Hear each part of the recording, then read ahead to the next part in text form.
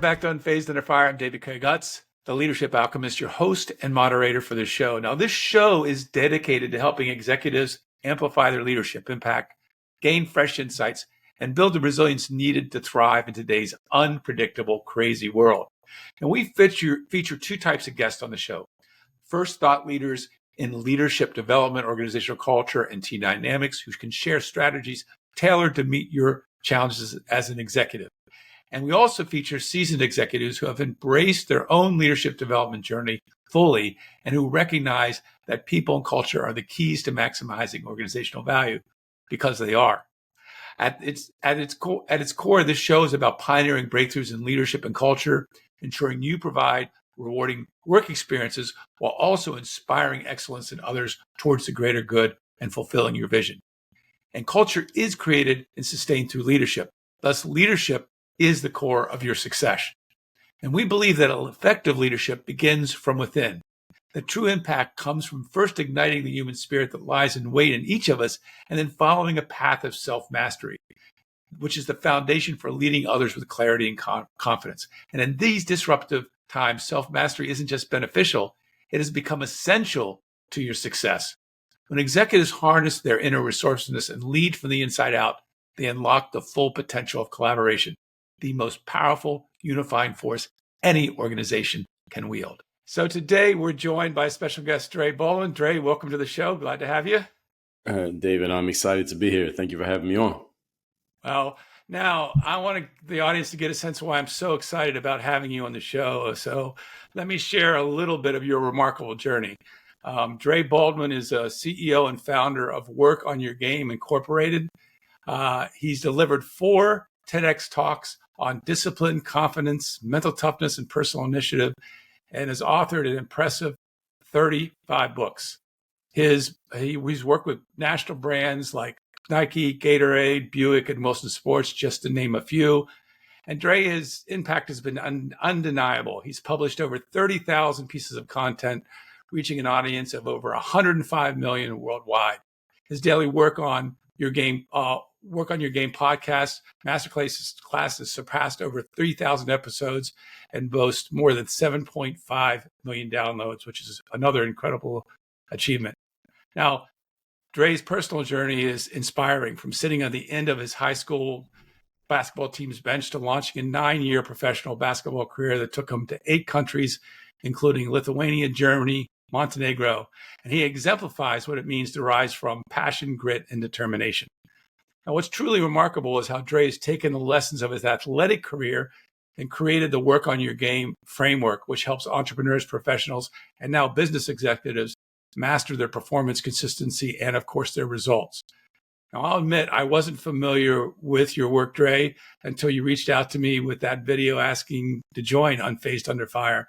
And after learning about your incredible journey, I knew right away you're exactly the kind of leader I want to have on to have these deep, impactful conversations that we have with other leaders. So thank you again for reaching out. I appreciate it.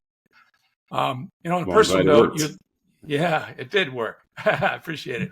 And I know you also are a native of Philadelphia. You call Miami your home, and you live with your wife and son. Is that right? Do I have that right? Yes. Yeah, great. So I'm excited to have this conversation, and let's dive in.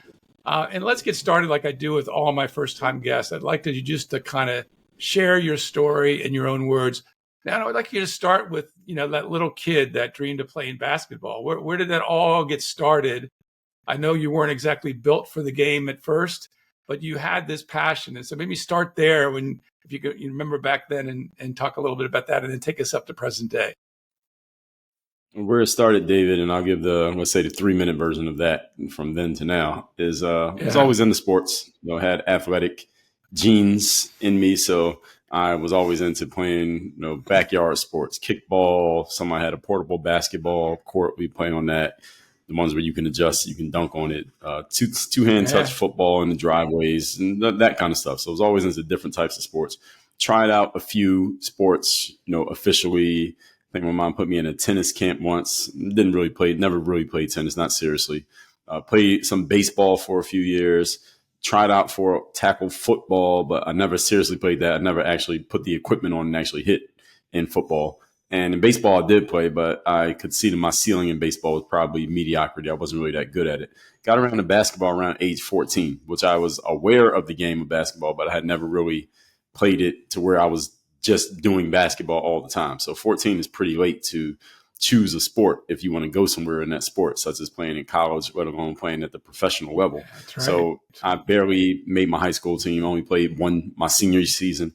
And that one season I had a front row seat to the games right there on the bench, watching all my teammates play because I wasn't playing. And then going to college, I walked on at a Division III college, which is, for those who don't know the sports world, that's the third tier of college sports. That's not the level that you see the pros coming out of. They usually come out of the Division I schools, the stuff you see on TV. So Absolutely. Getting out of college, no one was checking for me to play at the pro level. Nobody was calling me or asking me to come play. So my first year after graduation, I worked a couple quote unquote regular jobs, worked at Foot Locker selling sneakers as an assistant manager, worked at a gym called Bally Total Fitness selling gym memberships. Bally's out of business now, David, but not because of me. I sold a lot of memberships for them while they were still around. And then 1 year removed from graduation, and we give everyone a time frame, I graduated from college in 2004. So in 2005, summer of 2005, I went to this event called an exposure camp. An exposure camp is like a job fair for athletes. So it's a place that everyone who wants a job but doesn't have one in the basketball space shows up with the idea of being able to prove ourselves as good enough to get one of those available jobs playing a professional sport. And there may be 200 guys who show up to a camp like this, and we're all trying to show that we're good enough to play it at the pro level. And not everybody's going to get it. Not everybody's going to get that opportunity. So this is kind of like a meat market. It's like a casting call. And I went to one of these events. It's only 2 days long, Saturday and Sunday. Played pretty well there. So from there, I got a scouting report written by a third party who was saying, hey, this guy, Dre Baldwin, can actually play. That was very valuable because up to that point, the only thing I had on me was what I said. And we know that what someone else says about us is more valuable than what we say, at least in that sense, in the marketing sense. So this was some social proof. And then I had the footage from the event. And this footage was very important for me because my collegiate career was only playing against Division III players. And most of these guys had no professional aspirations, nor did they have professional talent. But playing at this exposure camp, I was playing against guys who were pro level guys. So this footage was more important than anything I had done on a collegiate level. And I leveraged that. And I'll tell the story of how I leveraged it because it's very relevant to the story. When I got back, I'm from Philadelphia, PA. This exposure camp was in Orlando, Florida, by the way. So me and a couple college teammates who had similar pro aspirations, we drove to Orlando. So this is about a 19-hour drive from Philly to Orlando. Then we had to drive back because I had to be back at work on Monday. So I had to negotiate with my boss to get the weekend off. And I had to be back at work on Monday. And I Is that a Bally? You were working at Bally at that time? Were you working at Bally? This is Bally Total Fitness, yes. So this is retail. Bally Total Fitness is retail sales. And anyone who's ever worked in retail knows that getting off Friday, Saturday, Sunday is unheard of. Everybody has to work. So I had to negotiate with him. Yeah, so he said, yeah, as long as you can make it up. And he didn't care about the days. What he cared about was the volume, the sales. Right, I was the top salesperson at the gym at that time, so he didn't want his top guy not at work. So I told him I'd make up for it, which I did. And I started cold calling basketball agents when I got back home to Philadelphia. Because, again, in the sports world, as well as the literary world sometimes, and also the entertainment world, when you're a known talent, the agents call you because they see you have an opportunity to get a job. They hook you up with a job. They make some money by being a middleman. But no agent was calling me because nobody knew who I was, at least in the pro basketball space. So I had to call them. So this is not normally what happens. So I'm calling agents. I called about 60 of these guys. If I found a phone number on Google, I called them. This is 2005 again. And I called about 60 of them. I got in touch with about 20. I left messages, sent emails, but I got in touch with 20. And I told them who I was, what I had. I got this video. I got this exposure camp scouting report. They said, okay, send me what you have. And I sent my material to 20 of these agents. Now, that sounds generally pretty simple, David, until people realized that YouTube was not out yet. All right, so this was not a link that I was sending them. This was a thing called a VHS tape. You remember the VHS tapes, David? I remember that. Yeah, so I was mailing copies. I had the master tape and I had a double-decker VCR at home. So I don't know if you have a big audience of people under the age of 30. But if you are, then ask your parents. You can Google it. VCR, VHS. I was making copies of these tapes and physically mailing them out in bubble mailers. That's crazy. Yeah. So that's how I started sending my material to agents. Out of the 20 I sent it to, one of those agents got back in touch with me, or I was able to get back in touch with him. And he said, okay, hey, I will represent you. He became my agent. He helped me get my first job. That was in Kaunas, Lithuania in the fall of 2000 or late summer of 2005. So that's where my basketball career started. So should I keep going from here or what? Yeah, absolutely. That's good. That's good. That's good. Well, in that, you were getting a lot of, and there's a determination in you that was part of that made Dre tick, I would imagine. It's always kind of been with you because there was a lot of no's that life was giving you, like, nope, nope, nope. What do Yes. you, what kept you going? And how does that inform you today in the work that you do? What is it that kept you hearing that what has appeared to be a no, but you didn't take it as a no? You maybe take it as a sign, I got to do work harder, do more, or whatever. How did you, Mhm. how do you remember how you were related to that and what kept you going? Competition. It's just the competition of going against the situation and then just the kind of like the boogeyman you set up. So it wasn't any individual person I was going against. It Yeah, was yeah, I the get it. situation was, yeah, I started playing when I was 14. So most of the kids in my neighborhood said, well, Dre's not going to go anywhere in basketball. So I was competing against that to make the high school team, which I did, but I didn't really play. And then nobody was probably thinking I was going to play in college. So I competed against that to play in college. And then in college, it's not like I set the world on fire at the Division III school I played, but it's not like I was some superstar. So I was competing against that. And again, these might be stories that I made up in my own mind of people saying, well, no, Dre's not going to go any further than he went that far. He's not going any further than that. So it was just looking to find those situations to compete against and prove to myself for my own vanity that this effort that I had put into playing basketball was actually worth it. And then every time I could see myself kind of sniffing the opportunity of it possibly happening, it gave me more motivation, if you will, to keep trying because, hey, maybe this is actually going to work out. So even once I started playing at the pro level, David, I would see other players who were also pro and I say, well, these guys are not even that good. I mean, maybe they just got a lucky break to get their shot. And I had to kind of get lucky to get my shot. And so I figured, okay, I don't want to be just someone who got one shot. So now I got to at least play 2 years. So now I can be ahead of those guys. And now I'll see more people. I say, well, let me try to play another year. And then I said, okay, well, what else am I? Basketball is the best job I could possibly have, which is still verified to this day. Even as an entrepreneur, it's a better job than being an entrepreneur. And I said, well, I'm not just stick here, stay in this as long as I can, which is exactly what I did. And we made it 9 years, right? Was it 9 years? 9 years. Yes. That's awesome. That's awesome. Okay, there's got to have been something. So it was like it was kind of like them saying no and you wanting to do it was your motivation. Like I know. So there's a knowing in you that you could do it. There was at some level you had this sense of knowing that you could do it, or there's some picture you held. What was that? Because I think it informs your work today when you talk to clients. Like, what is it that kept you going? And what I know the competition was, but what is it about? Yes. Yeah. So, yeah. A couple specific situations that I'll tell you. A couple specific things that happened was, first of all, when I chronologically, when I was in college, my coach who recruited me to the school that I finished out, I played at one school my freshman year, and I got recruited after my freshman year to go play at another school. So this coach who recruited me to play at the school that I graduated from, he only coached me for one season, and he got fired after that one season. So anyone who knows the collegiate sports world knows that when coaching changes occur, a lot of times many of the incumbent players who were from the previous coach, they kind of get lost in the mix because the new coach wants to bring in their own people. Same way that when a CEO comes into a company, it's not that the people who get fired were bad at their jobs. It's just that the CEO wants to bring in his own people. So it was a similar situation. I ended up out of the basketball program in the middle of my collegiate career. So I wanted to prove one thing that I had as a drive was for posterity's sake, because a lot of those players who were still on the team, I didn't transfer. I stayed at school and didn't play. My senior year, I was just not on the basketball team. And some of the players who were on the team are friends of mine still to this day. But I wanted to prove for posterity's sake, yes, these guys are my friends, but the best player was me. And I wanted to prove that, again, by making it to the pro level, whereas my teammates who didn't make it to the pro level, that was one thing.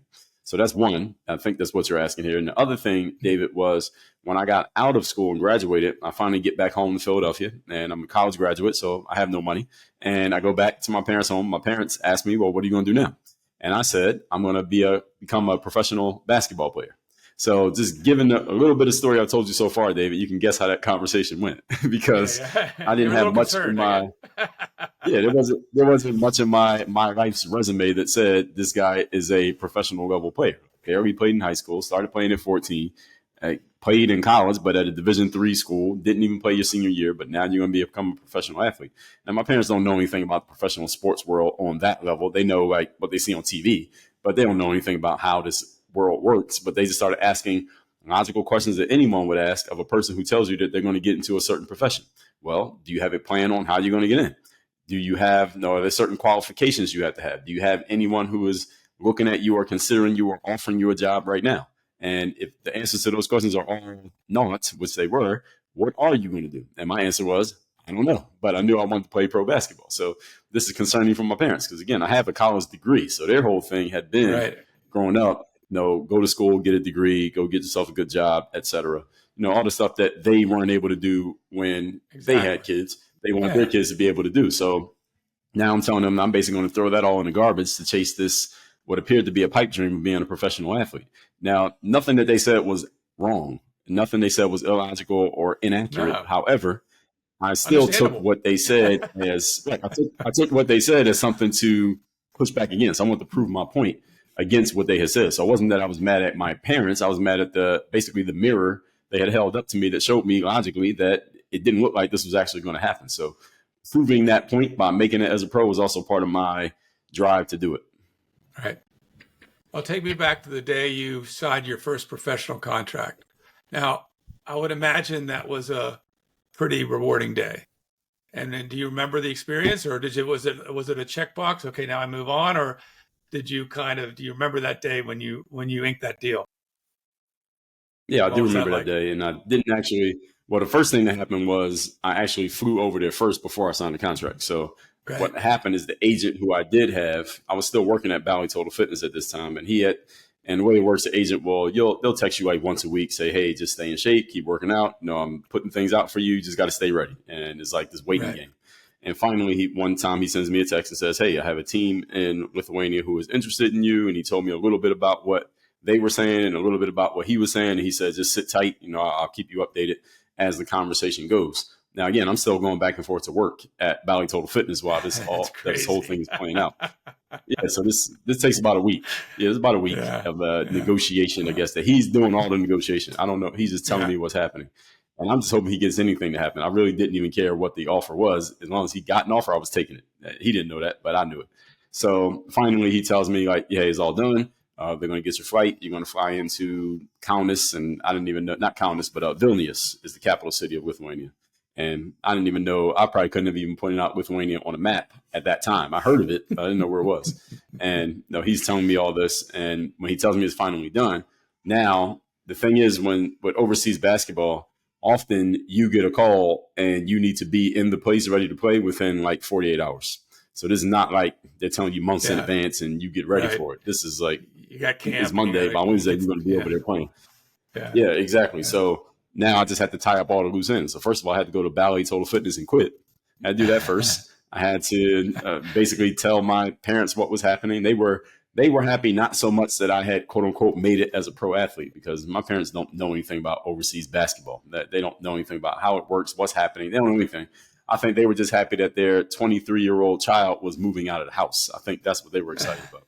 And because I have a sister, she's older than me. Right? My sister's older than me. She was already gone. All right. So they were about to have an empty nest, which I think they were excited for, because I'm in there, eating up the food, using the electricity, et cetera. So I think that's what they were excited about. And then just telling my friends, like, hey, I went and I actually made this happen, posting it on Facebook. This is 2005.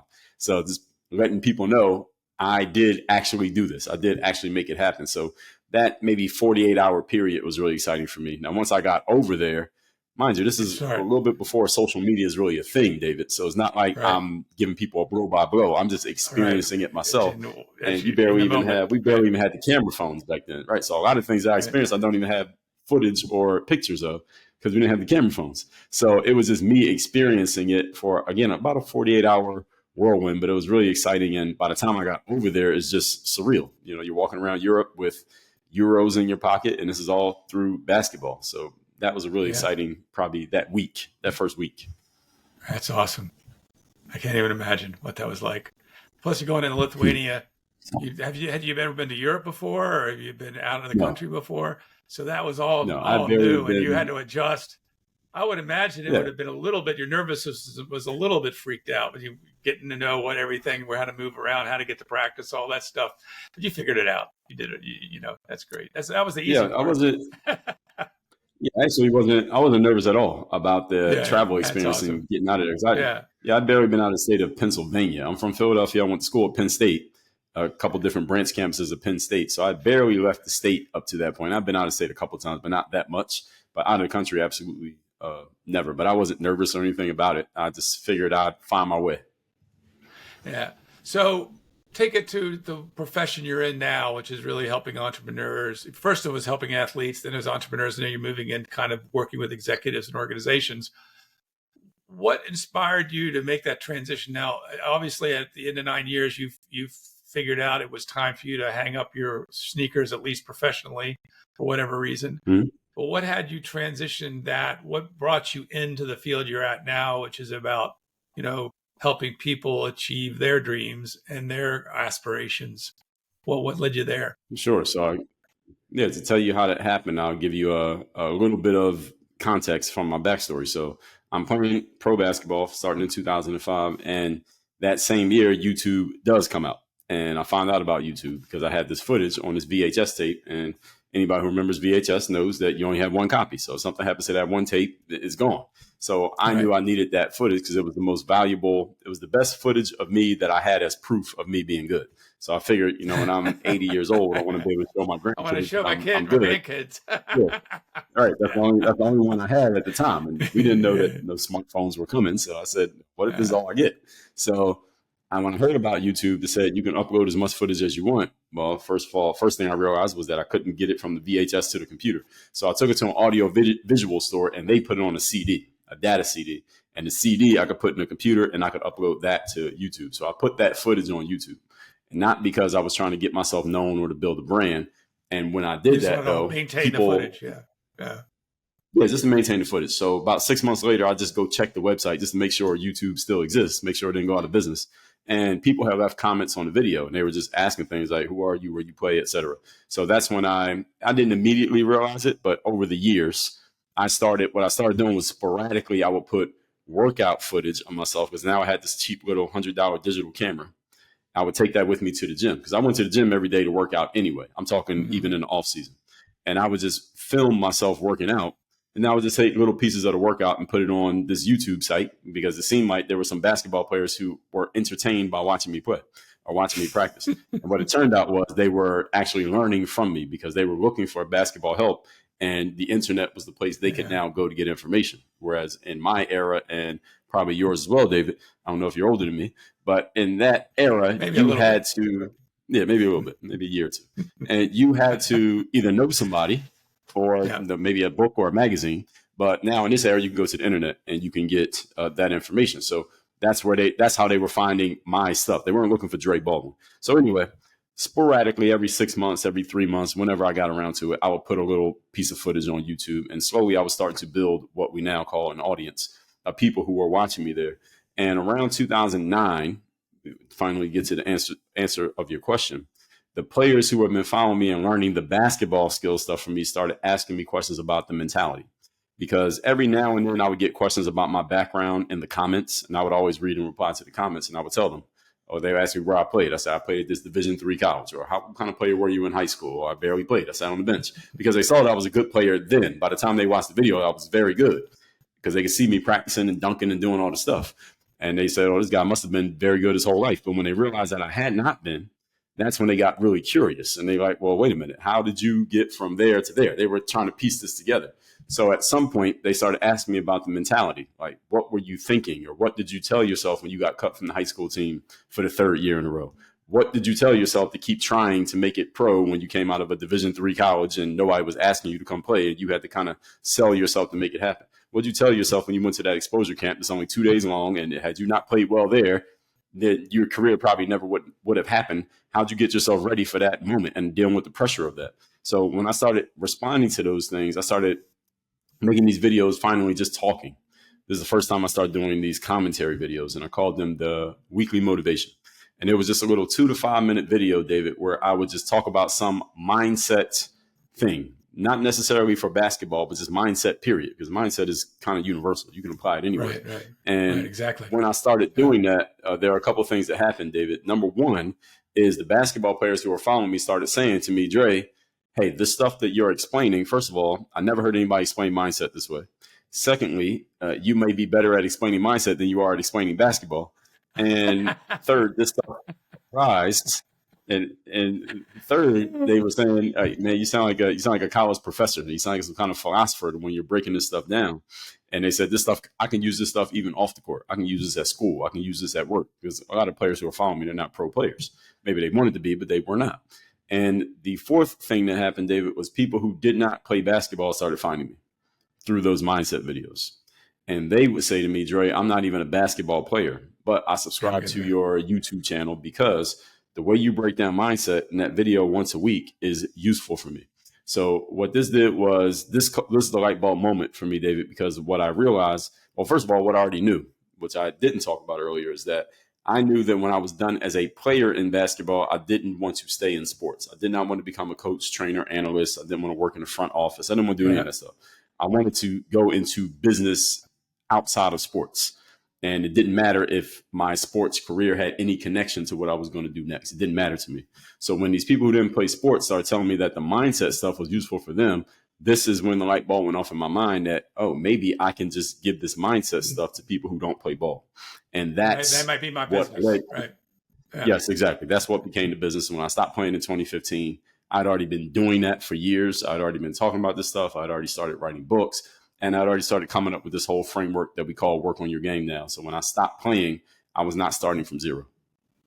Well, again, I think this is like, don't want to get overly philosophical here, but I think there's this mix that you're really speaking to that I speak to my clients about, which is you got to know who you are, what you care about most, and kind of follow your nose. And then you also have to be attentive to life because life gives you hints. If you're aware of what you care about and what your drive is, then it's almost like there's these billboards that show up. And like for you, it was the big I just want to get this clip online, so I save it. Now people will comment on that, so I'm going to put some out there because it's interesting, this interaction I'm getting. And then from there, people started extrapolating something you weren't even aware of that you were giving on a mindset level. You were aware of it, but you weren't aware of the impact it was having. And that impact gave you feedback. Mm-hmm. And your aspiration to go in business came together with that, and then you kind of claimed it. Is that fair to say? Is that a good summary? Or yes, that's fair. Yeah, good. Yeah. So you kind of discovered this unique talent to articulate what you had to be and how you had to operate and how you had to discipline yourself to succeed in life. And you had a way of describing it that had a general, there's a general appreciation beyond athletes. Right. So, So, and one of the things it kind of relates to that, which I really like what you say about confidence. You said, leverage your we're going to now get into your work though. Leverage your discipline to build confidence. So you probably work with executives and other people that this is an issue. Even people that make it high up in the executive ranks still have challenges with their confidence.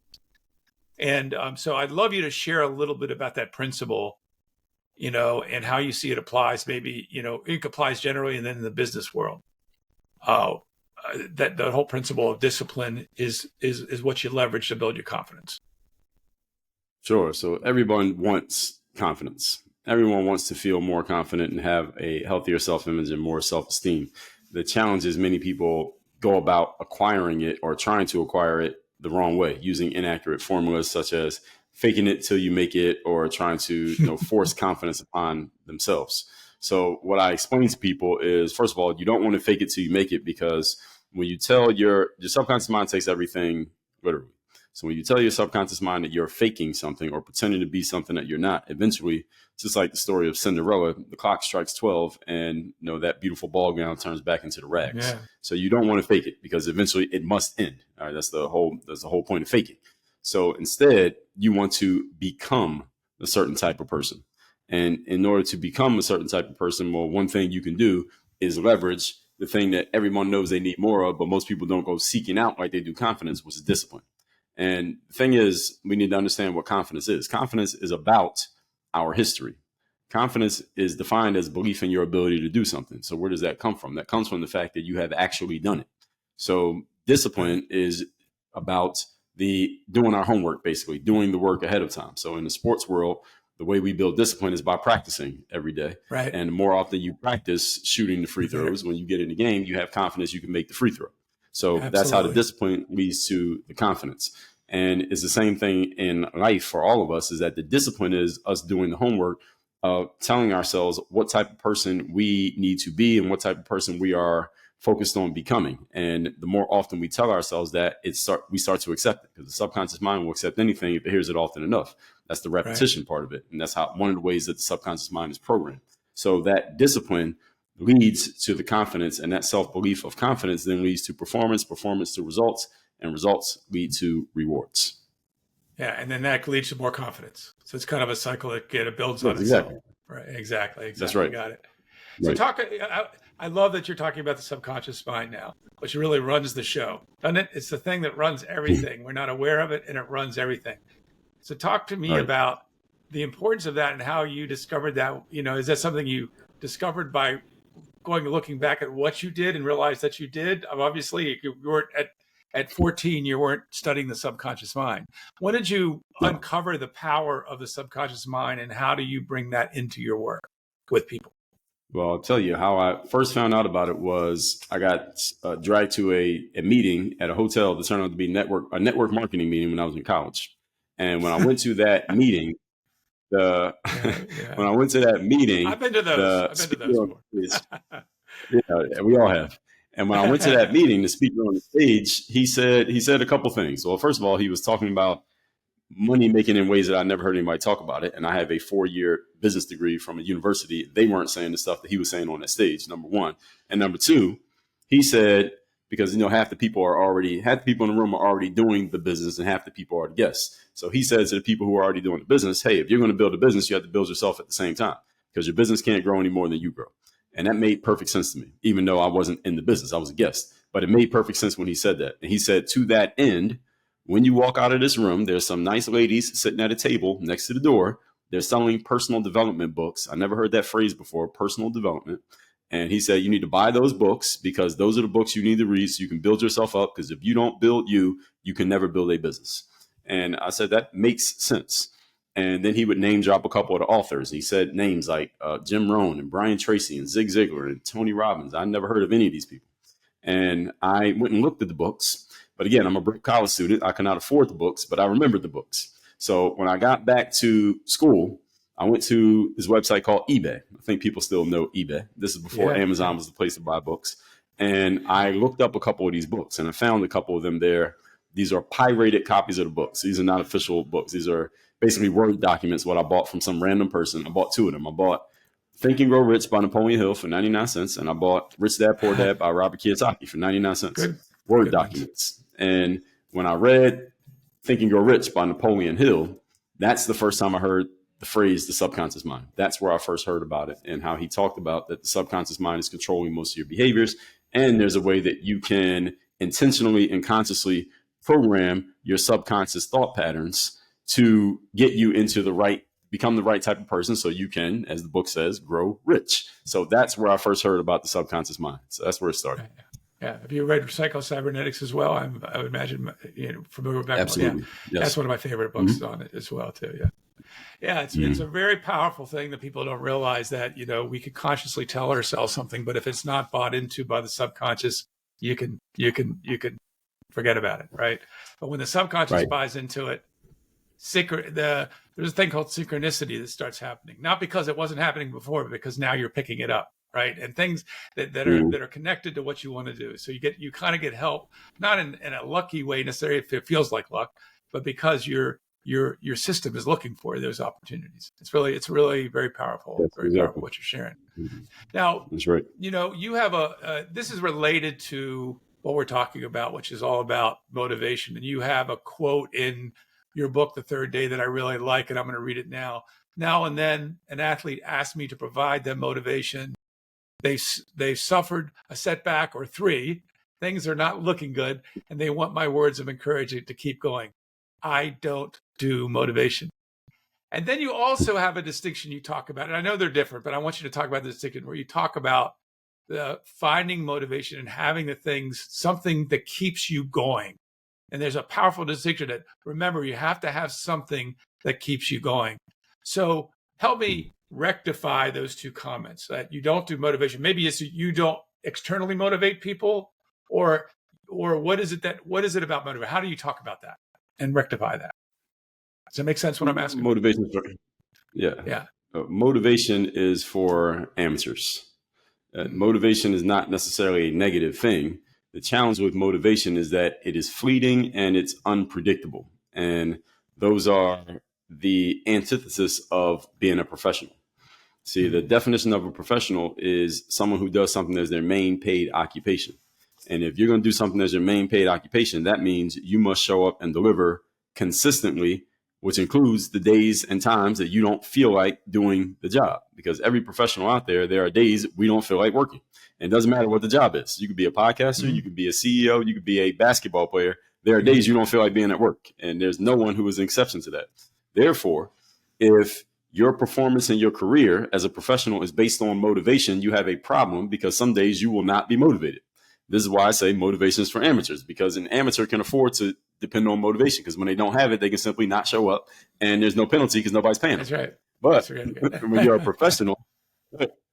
a professional, you don't have that luxury. You have to show up every time and deliver every time. Otherwise, you lose the job. So you need something that's more dependable than motivation, which is discipline. Discipline shows up consistently. And one of the key hallmarks of being a professional is that discipline, is that preparation. It's the fact that you show up and deliver every single time, regardless of how you're feeling. That's what a professional really is, that a person delivers every time, to where if you are watching from the outside looking in, a professional, there will be days when they didn't feel like being at work. But if you're observing them, you can't tell me which day it was they didn't feel like being there versus which day they did feel like being there, because their performance is consistent and their energy is consistent throughout. You can't tell which days they felt good, which days they felt terrible, because it's pretty much the same every single time. Their output, the result that they produce. And that's why discipline matters a whole lot more than motivation. Again, it's not that motivation, David, is a bad thing. Motivation is great. No. You happen to have, if you happen to have some motivation in addition to the discipline, great. But just in case the motivation doesn't show up, you still have to show up. So what's going to get you into the door? What's going to get you out of bed? That's the discipline. Yeah. And just the sake of discipline, I could get that. And sometimes we do have days we just have to do it. Just do it, right? Mm-hmm. Just Nike, old Nike thing. The same time, there's something internal that gets you to engage the discipline. Isn't there? I mean, there are days when maybe you just have to do it. There is something internal that drives that it's something for the sake of something. I'm stepping out of bed to get to the gym by 4 a.m. Maybe it's now a habit. Now the habit takes over. Habit's a huge thing, right? So that becomes like, it's like the flywheel. Once it starts moving very slowly, and then as soon as the flywheel starts having its own momentum, the habit keeps you going. And at the same time, isn't there also things that are deep and within us that, for the sake of a better word, I'll call it motivation, but it could be something more along the lines of answering that kind of primordial questions of who am I? What's my identity? What do I deeply care about? And am I willing to give that up in this moment? Or am I going to let that go in this moment? There's also, do you speak to that? Does that resonate for you? And if so, how do you speak about those things, those deeper senses of things that move us into discipline, even when we don't feel like it? So we don't achieve our goals in life, David. What we achieve are an actualization of our self-identities. There you go. That's really where the discipline comes from. Right. And the discipline for me is a reflection of my self-identity. So something for myself, for example, I tell my audience this all the time, that even though I stopped playing professional basketball almost a decade ago, I have a self-identity that I'm always going to be in professional athlete shape, to where if I met someone in the gym and they said, what do you do for a living? I say, I play a professional sport. They will believe me. All right. That's my self-identity. I'm going to stay in that shape. I'm going to work out every single day. And because of that, the discipline is a byproduct of me reaching that, me having that identity. So the way we do things in life is the being, then the doing, then the having. So the being is the identity. The doing is the action that reflects that identity, and the having is a result of the action. So my self-identity is another thing around, I was telling you about YouTube. So around 2009, this is when we found out you can make money from posting more and more content to YouTube. So I decided, what could I do that would be different? I'm going to put out content every single day. So I started putting out content every single day. And that's still a self-identity to this day. I still put out content every single day. And because of that identity, I put out content every day. And now people know me as this guy who puts out a ton of content. And you read it in the bio at the beginning of this episode. Absolutely. So the proof is in the pudding. Yeah, absolutely. Exactly. So we do things to reflect how we see ourselves. So when it comes to that discipline, for me, I realized early on, even as an athlete, that there were a few things that most of the people in my neighborhood, the other kids, were not doing, even though they were better than me at basketball. It seemed like they didn't practice that much. So I thought to myself, what if I just practice more often and then maybe I'll catch up? And I noticed over the years that actually started to work. So that's what gave me the idea that and this is something that another one of those personal development guys named Earl Nightingale, he said this in this tape he had called Lead the Field. He said, anytime you step into a space and you want to be wildly successful, just look around at what everybody else is doing and do the opposite of that. And that's and I noticed that most people are not disciplined. Most people want discipline, but they don't have any. And most people want confidence, but they don't have any. But discipline produces confidence. So you got to have discipline to get the confidence. Most people don't have discipline. So I realized that if I can just be really disciplined, it'll separate me from most people, especially over the long term. And that has proven to be true. That's beautifully well said. Again, as I see it, in the field of psychology, there's a particular modality called internal family systems that recognizes that within all of us, we have this core self that is always confident, competent, clear, powerful, etc. Now, because of what we've been told in our life, and because of how we have had to survive at different levels as kids growing up, we didn't know that was the true case. In a certain way, you have to kind of back into it. But what you're saying is, what you're providing is a way, and for me, for helping people do that. But at first, it starts by sparking something about how you think about yourself and looking at, are you thinking about yourself in a way that is going to generate a kind of forward motion, even when you don't feel like it, to produce consistently with that highest expression of identity. And when I talk to leaders about it, I said, it's about your leadership brand. Are you really believing that's who you want to be? Or are you just taking leadership courses or just doing reading leadership books, trying to find some nuggets of wisdom to do your job more effectively? And there's a difference between claiming yourself as a kind of leader that you are and believing that in yourself and then working towards the better version of that. And you've also expressed that as an athlete. There was always a better version of yourself you're driving towards to meet that identity. So I really like, that's to me is really, you hit on the nugget right there. And then that leads to discipline and the confidence, et cetera. Now, when you work with business leaders, I know you bring a clear philosophy about what a leader is. So I've got to go into this now. Is that, what do you believe business leaders have to primarily focus on to succeed as business leaders? And can you share a little bit about your philosophy of leadership? Well, number one thing is they got to focus on the people, because if you're a leader in business, that means other people are involved. And the leadership is about getting other people to voluntarily follow you, even if you have the tangible authority to make them follow you, because there's a difference between a leader and a boss. Now, a boss is someone who you do what they say because they tell you to, because they can penalize you. A leader is someone who you do what they want you to do because you actually want to voluntarily. You want to get behind this person, right? So that's the key thing for leadership. And the key piece to understand about that, Dave, is that people are different. Like, every leader is a different, unique individual, and the people behind each leader are different people as well. So our jobs as leaders is you got to figure out who your people are. You need to know what motivates and drives them, what they care about, what they want to achieve. And then you lead them based on helping them understand that following you will help them achieve their goals. So there's no one way to lead. And I don't even think there's a right or wrong way to lead. You just need to adjust your leadership style based on who you're leading and where you're trying to lead them. And one of the things that I learned, I remember when I was first getting out of sports and getting into business, one of the first things I wanted to do was get into the speaking world.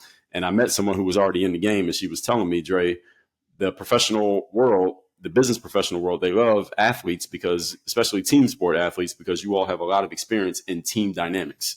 And you've dealt with a lot of leaders. You've dealt with good leaders and bad leaders, good leaders, coaches and bad coaches. Bad coaches, and, yeah, absolutely. Yeah, exactly. And teammates as well. Right. So you know what a good leader looks like. You just think of your favorite coaches. You look at a bad leader looks like, look at them. And I remember having some coaches in sports who their style of chastising a player would be just to yell at you in front of everybody. And there are certain players who can take that. They can take the yell and they can keep playing, even play better. There are other players, if you did that, you destroy them and they'd be no good for 2 weeks. So you can't use the same style on every single person.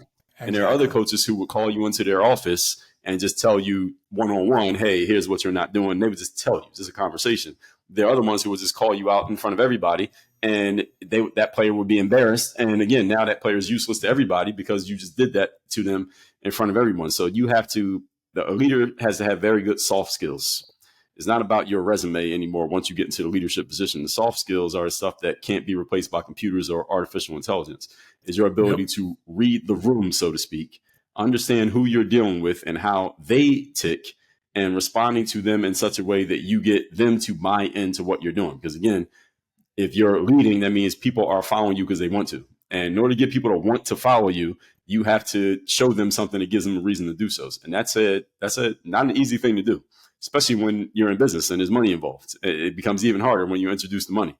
But I will say, this is why leadership is such a valuable thing, and why good leaders are so valued, and why a good leader can go from industry to industry to industry and be successful, because it's their people skills that actually make the difference. It's not necessarily the technical abilities matter, but the people skills matter a whole lot more.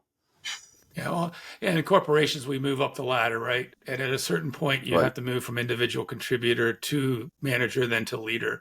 And those are difficult transitions for people to make because they've been so acknowledged for their achievements as an individual contributor. Now they're a director, in an organization, director level, and they're in between those two.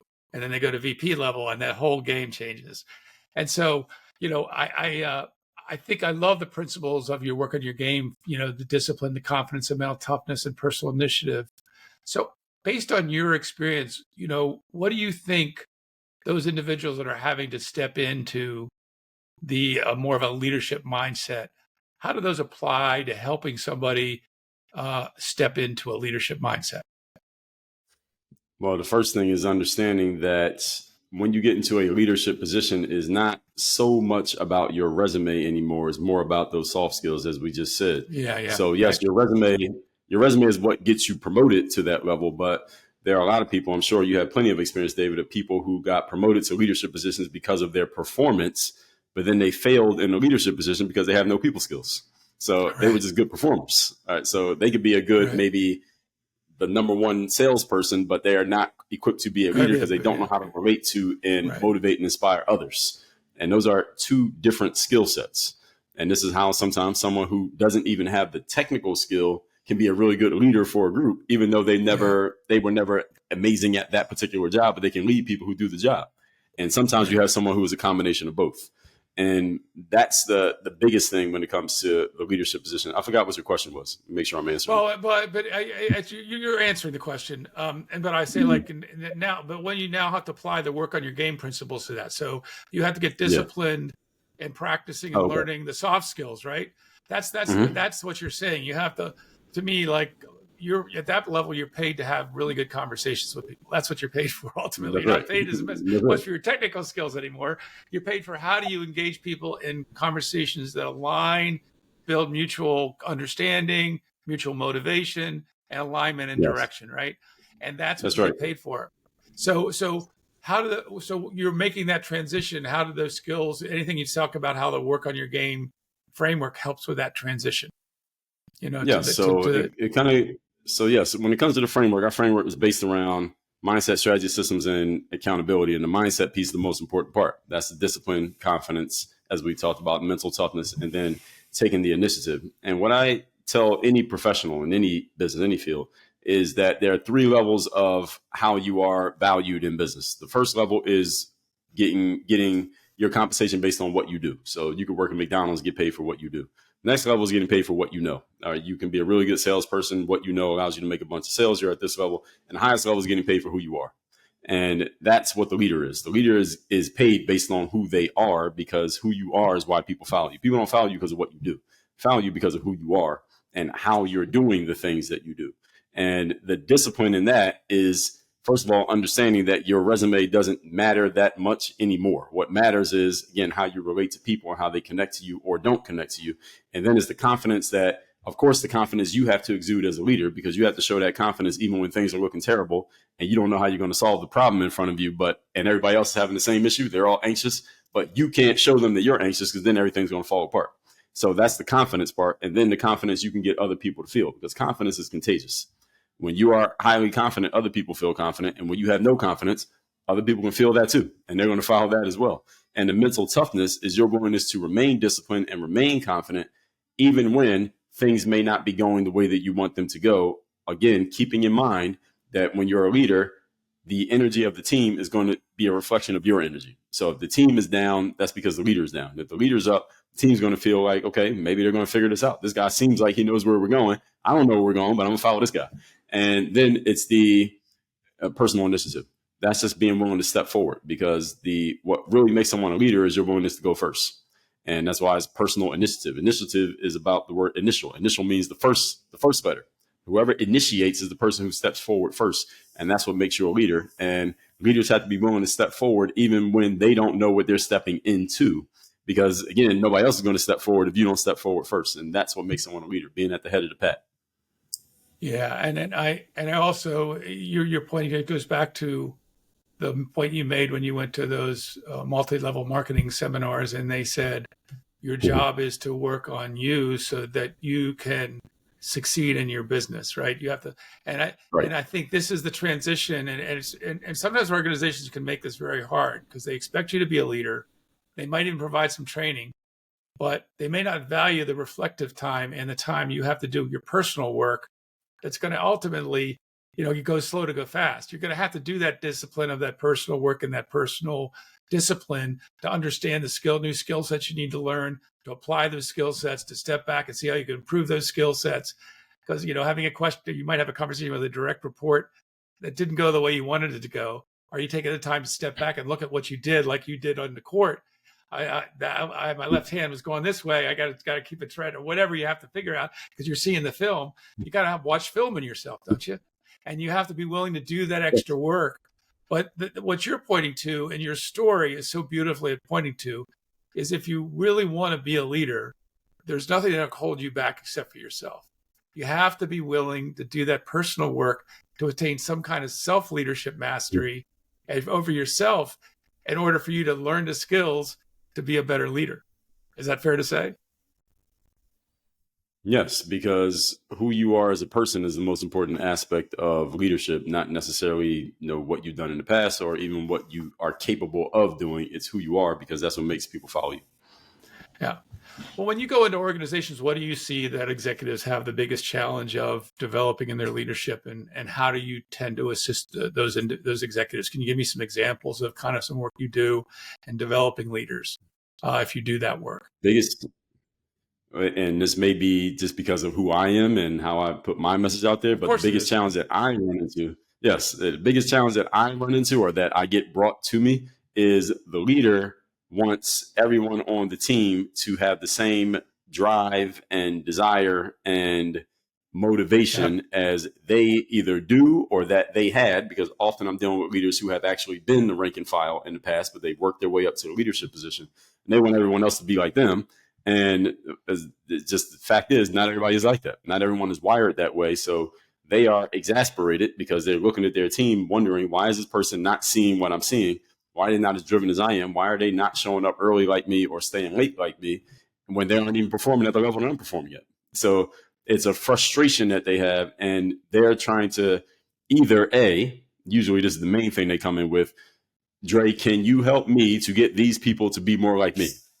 And that sometimes that works, but not always. And then the other one is when they finally understand that maybe that's not going to happen because it's just not in the cards. People just don't have that wiring. It's okay. How do I communicate with these people to get them to be the best that they can be? Because they can't be me. Usually we finally get to that part, and then I can help them more usually with that one than getting people to be more like the leader, because that's often a leaders difficult one. a player. But what are some of the suggestions you give to leaders? Okay, now they get it. They have to start understanding what makes their people tick. What are some of the first things you suggest that executives do to kind of develop that different kind of relationship with the team? Yeah, what you just said. So the first thing is nurturing the relationship. Is if you want to lead other people, the first thing you have to figure out is what do they care about? What is bringing them to work every day? What's getting them out of bed every day? And it might not be the same thing as what gets the leader out of bed, because the leader is often a highly ambitious person. The fact of the matter is, David, only about 2% of people are ambitious. Most people are not ambitious. And a lot of times people throw out this word ambition as if everyone has it. And it's just not true. Yeah. Everybody has ambition. Right. Most people just want to be okay. And we need to understand that, accept it, because you can't build a 100-person sales team of ambitious people. There are not enough of them for you to find them all. So you're going to have a bunch of non-ambitious people on your team. You have to figure out what they do care about, and then you move them to action based on what they care about, not what you want them to care about or what you want them to have or even what you want them to do. Because when you get into that frame, now you're being more of a boss than a leader. And again, being a boss works if you want to crack the whip. But if you want to lead, then you have to figure out what they care about. And that requires you getting on the same side of the table as them, which means having a conversation with them, finding out, why are you here? What do you want to get? Maybe they don't have these big career aspirations, but they have life aspirations. Maybe there's things they want to do outside of work, and they're using work to fuel the things they want to do in their lives. So this work-life balance thing. I was talking to a sales executive, as a matter of fact, just today, doing the sales training for his team. And he said one of the challenges we have here is that a lot of these people want work-life balance. And it's just the fact. Most people, again, are not ambitious. And he is a little bit frustrated with that because he's a hard-driving, ambitious guy. And that's how he got to the leadership position that he's in. He doesn't care about work-life balance. He wants work balance. And when he has people on the team who don't have that, he's trying to figure out, how do I drill that out of them? And the fact of the matter is you can't. Because, again, they are who they are. That very mindset can have you lose good people, too. If you're doing that, you're going to end up, that's one of the number one reasons why talent leaves an organization is because of their boss, right? So but the number one people stay a lot of times is because they feel they have a place to go that's meaningful and allows them to get what they need. And what you're saying, you have to spend time getting to understand what that is. I mean, this is so obvious to you and I, and to a lot of good leaders. You always know when leadership gives birth in somebody, and I say that it is a birthing process of becoming a leader, that they start caring about their people and what they're trying to gain from coming to work every day. And they see the potential in people that they don't see in themselves. And they begin to enroll them in that greater potential. And when that happens, then you have somebody that they weren't a great salesperson before, but now they're middle of the road or better. And that's bringing in sales, which is a good thing, right? Exactly. So, that's right. So what you just touched on there is, if you want to move someone up to a higher level, the first thing you have to do is not just show them the bar and say, hey, reach this bar when they're all the way down here. Right? It's not going to happen. That's going to demotivate them because, again, most people don't have the ambition to try to reach a bar they're so far away from. But if you come and meet them where they're at, and now they see that you see them for who they are and where they are, now you can maybe, hey, can you go a little bit like this? Now they can come up there. How about this? Now they can come up. How about this? Now they can come up. And then you can slowly get them up to that level. But if you set the bar right here and say, get here, again, only about 2 out of 100 people are going to be inspired and motivated by this. Everybody else is going to quit. Well, you have to remember that, there's a ceiling and a floor in the subconscious, right? As you talked about earlier. So if we try to take them too far above the upper bar, it's not going to work because of that, right? Right. It's not going to work as that. Now, I think what you're speaking to also, and I also see this too, that, athletes and senior executives, there's a similar quality of aspiration, a different way, but you're almost people they sometimes call the corporate executives the corporate athlete, right? Now, one of the things that corporate athletes don't get that athletes do is you need a day off to recuperate, right? You need a day off to let your muscles reset. I see one of the, and I don't know if you see this too, that corporate, because it's more intellectually driven, maybe, and that keeps our attention. What do you talk to senior executives about avoiding burnout, and how do you help senior executives with that issue because of what you learned as an athlete? It's an interesting one. This is one that I hadn't even thought about as an athlete and didn't really consider it deeply until after my sport career.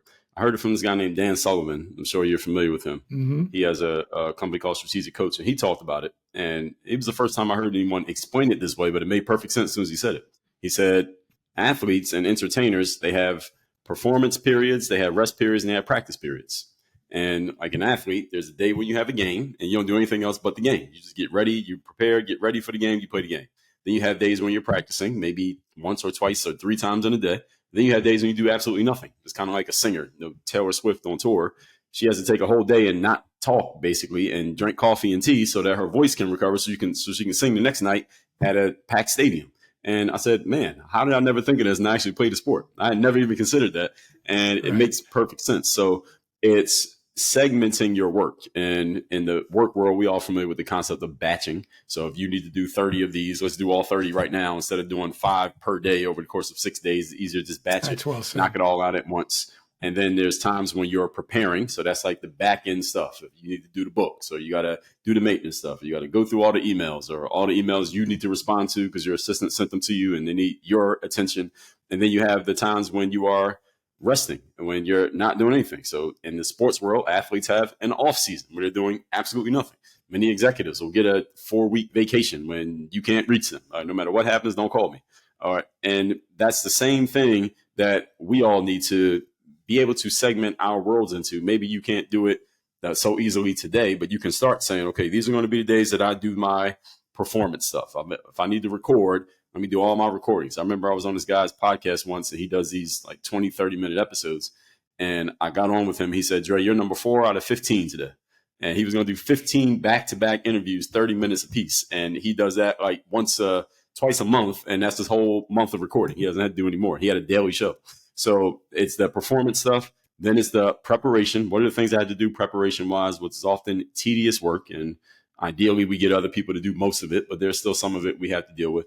Absolutely. And then when do we give ourselves that rest, that period when we're not doing anything, whether that's the weekend, whether it's the vacation time, whether it's just a day in the middle of the week. Hey, every Wednesday I'm not working or whatever it is. But we have to segment our schedules in that way because the highest level performers in the world that we generally recognize are athletes and entertainers. And look at the way they schedule their lives. And we can do the same thing. That's very well said. Very well said. Well, it's been a really robust show today. I want to give you a chance if there's anything else you'd like to emphasize as we close out the show from our conversation or things you've had that you haven't been able to articulate anything you wanted to add in general to close out today. One thing that I would say to all the executives out there, and I think I may be preaching to the choir and saying this, but I'll put it out there anyway, is that stress and pressure and anxiety are actually good things. They're not bad things. They're good things because when you put pressure on a rusty pipe, it's going to burst. No matter how long it takes, it's going to burst. And if you put pressure on a piece of coal and there's a diamond inside of it, you're going to reveal the diamond. So all the pressure does is reveal you. It doesn't change you. And stress is actually a good thing. All right. And stress is a good thing because you can frame stress however you want. There is distress. That's the kind of stress we all know about, the kind of stuff that gives you heart attacks and makes you want to go to sleep and make you feel older than you actually are. But then there's the good kind of stress called eustress. And a lot of people don't even know that's a real word, eustress. And that's the kind of stress that we voluntarily put ourselves under because we believe is going to make us better, such as running a marathon or lifting weights. Those are eustress. We know it's going to be hard, but we do it anyway because we believe it's going to make us better. So the way that we frame these things, and this goes back to mindset, plays a huge difference in how we handle each situation. And people in leadership positions, especially those listeners who are seasoned, you may subconsciously understand this. Maybe you never consciously thought about it. So I would put that out there just to give you a different way of reframing the challenges that you're facing probably right now at this moment. Yeah, I mean, that's really well said because, eustress is kind of feeling alive and engaged and passionate and right. You might be still a little tired, but you do it because there's something driving you that is positive. If you spend yourself too much time in distress, that's not good for you. And, you got Right. to get rest in general, but that's really, really well said. I mean, that's part of living. Absolutely. So thank Absolutely. you for that. Well, I want to thank you so much, Dre, for sharing your insights with us today on your work and sharing your story and what it takes to live your dream and achieve top level of success. It's been really an enlightening conversation. And I'm sure our listeners got a lot of value from hearing about your expertise. So thank you very much. Well, David, I appreciate you sharing your platform, and I appreciate the opportunity. Looking forward to hearing from your listeners what they got from this. Great. And I'll make sure your contact information is listed in all the description below the podcast. So if people do want to reach out to Dre, they can do that. And to all you tuning in, I want to thank you for being a part of this journey with us. Your time and attention mean the world to me, really. If you found today's discussion valuable, please spread the word by letting your colleagues, friends, and anyone else you know who could benefit from Unfazed Under Fire to know about the podcast. And remember, you can catch this and all other episodes in video format on YouTube and in audio on Apple Podcasts, Spotify, Amazon Music, and many other podcast platforms. Until next time, keep leading with purpose and making an impact. Have a great rest of your day. This is David Kragatz, Leadership Alchemist, signing off for now.